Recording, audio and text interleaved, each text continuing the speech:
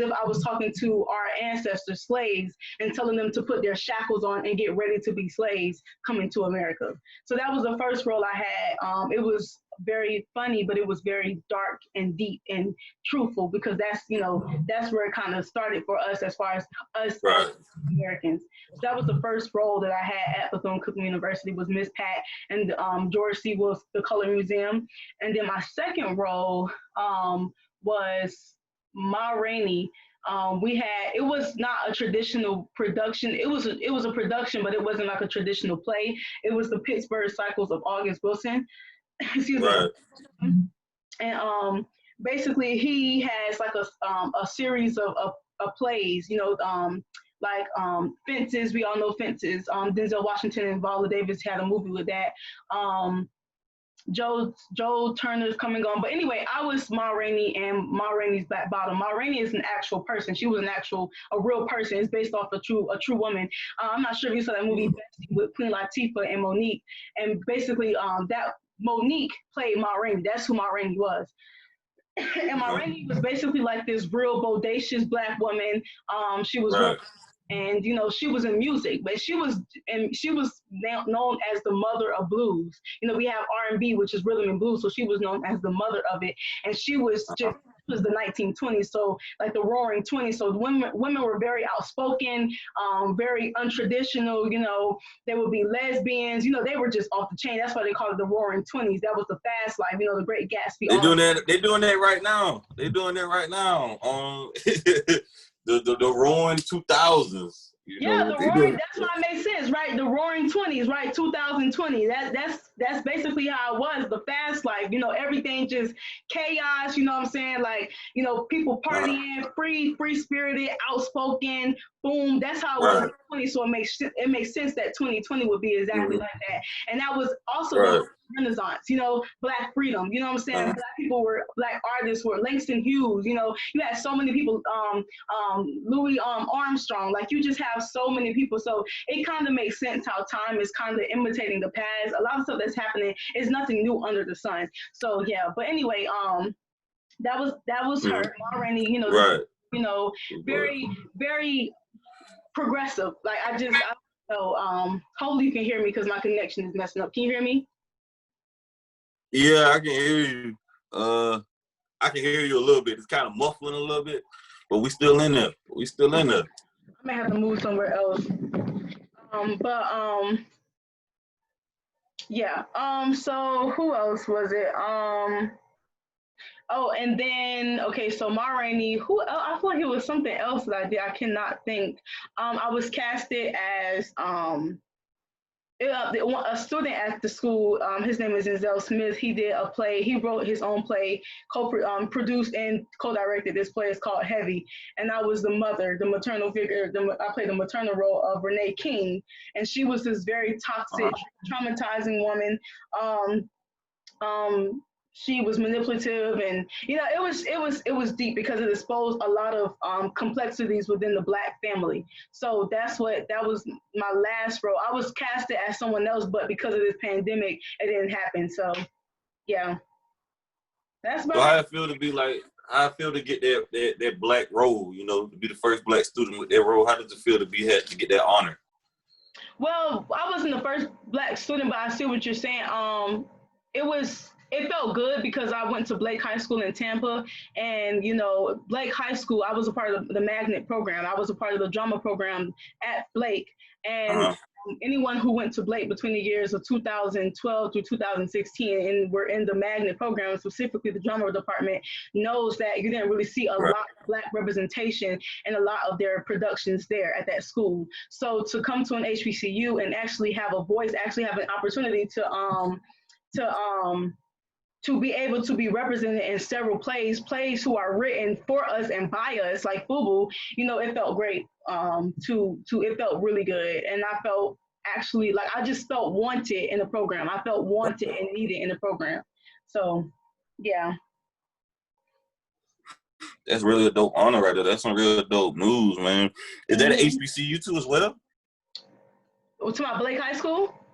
Bethune, where you graduated Oh from yeah, college. Bethune. Yeah, it was founded by Dr. Mary McLeod Bethune, the only school institution in America to be founded by an African American woman, by a Black woman. So during the Jim Damn, Crow that's era. dope. So It's dope right there. So, do you feel like what's going on now in the world with the protests and riots, and do you feel like HBCUs are like the biggest industries on like for colleges? Do you feel like that you feel like a lot of HBCUs should be standing up right now, and a lot of Black people should go to HBCUs due to the fact that our founding fathers helped produce them? yeah, I feel like definitely. I feel like we should. I feel like people should go to HBCUs because, like, at HBCUs, it's mandatory to take African American history, whereas at other, in like high school, like in public education, it's like an extra, what is it called? Not extracurricular. I guess that is, but not. It's not called extracurricular. It's like a elective to take to take like African American history and get like a really in depth understanding of our history. Whereas in the HBCU, it's mandatory to get that in depth understanding. Now, whether you take advantage of that when you come to an HBCU, that's totally up to you. But as far as um, African American history and all that stuff. And that's one thing I did love about NHBCU. And I feel like right now it's more critical than ever. And I'm not and Black people who go to PWIs, there's nothing wrong with it. I'm not going to sit up here and shame Black people who go to PWIs. There's nothing wrong with going to a PWI. The place I'm going for my master's is a PWI. Even though it's kind of, but at the same time, it is very diverse. So it's really big on other cultures and inclusivity. Inclusivity. I'm probably saying the word wrong, but being inclusive is very big on that and being diverse. So, but still, if you go to a PWI, I think that it pushes Black people to want to learn more about the history, and they have a lot of organizations on those PWI campuses for Black students to learn about their history.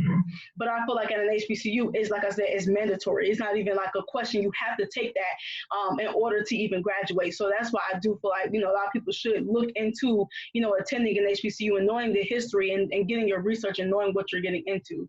So yeah, that's really about it. So I think that HBCUs should be doing I don't know what they should do. I don't know, but I think HBCUs should be doing a better job. I think that, right now, I think because Twitter and other social media platforms are so quick, we're so quick on everything, on every kind of content. Like we're retweeting, we're speaking out. It's so quick that a lot of HBCUs, a lot of schools in general, a lot of institutions in general are very slow to kind of catch on to what's going on. And then once they do write a statement or something, it's like, it's kind of like, it doesn't really move or affect us or make us feel like y'all really care because y'all took so long to write a statement or to address what's going on right now in today's world.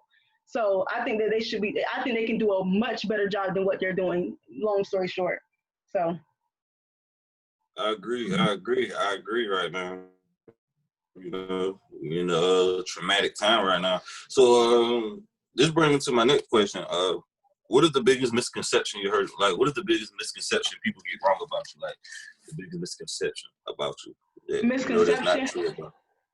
Yeah. I think that people think that I'm very arrogant. I think people think that I'm intimidating, but then people say that I come out very approachable. So it's kind of like weird because it's like it's like people know that I am approachable, but because I'm such a different person, I'm very peculiar, people don't know how to address me.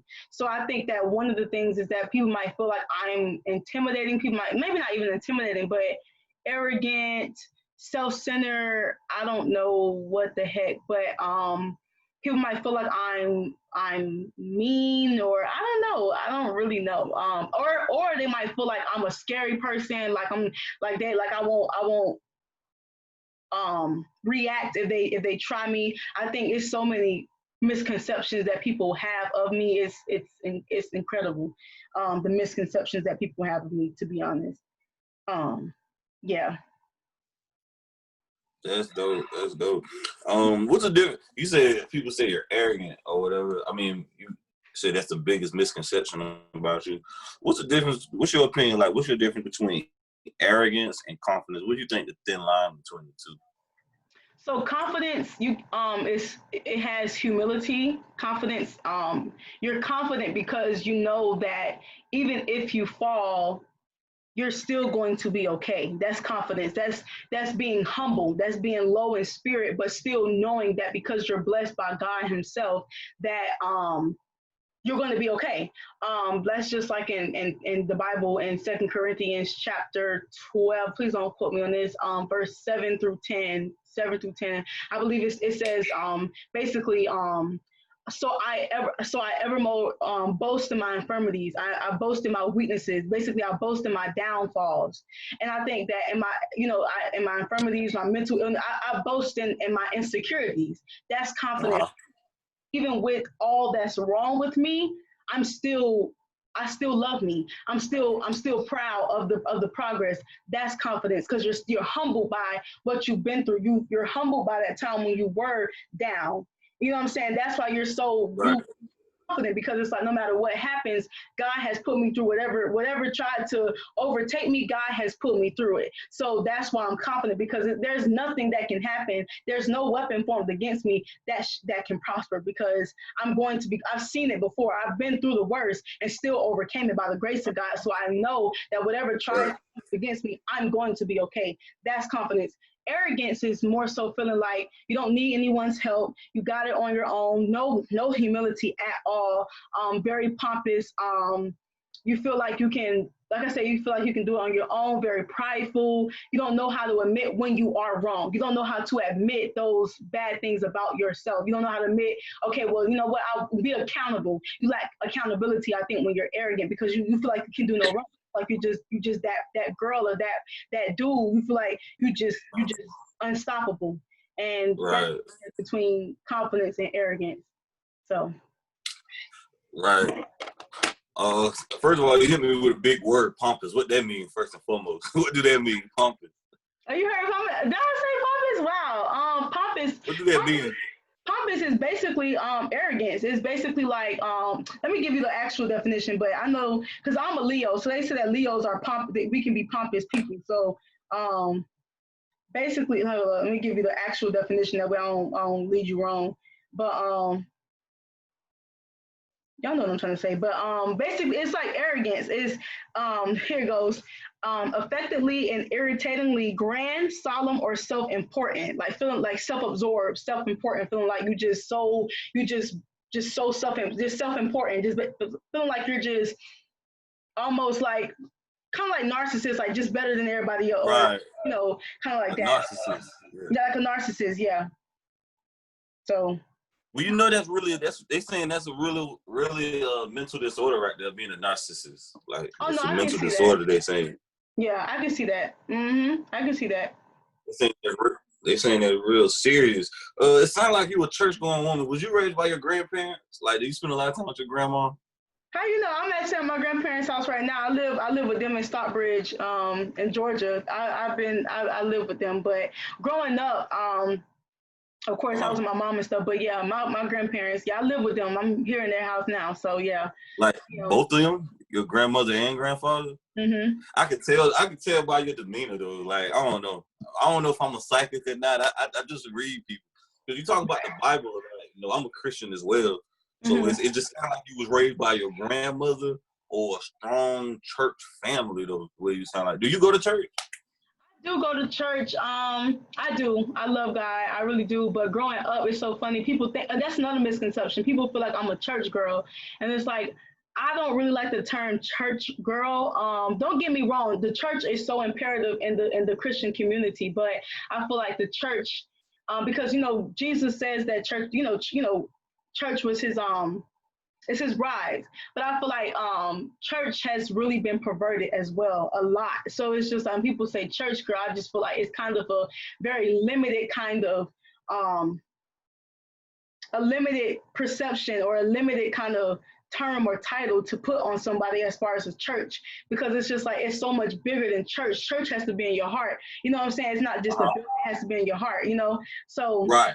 but I was right. Of course, I would go to church like every other black person. You know what I'm saying? Just about, we went to church, but you know, I don't even know. I had a very turbulent childhood. Just know that. So I wasn't necessarily raised in the church, but I was I was brought up to go to church. And my grandparents, they've lived in Georgia for a while. So I was in Tampa while they were in Georgia. So I wasn't necessarily raised by them, but they, you know what I'm saying, my grandmother especially, you know, she's really big on God and going to church and stuff like that. So yeah, you know.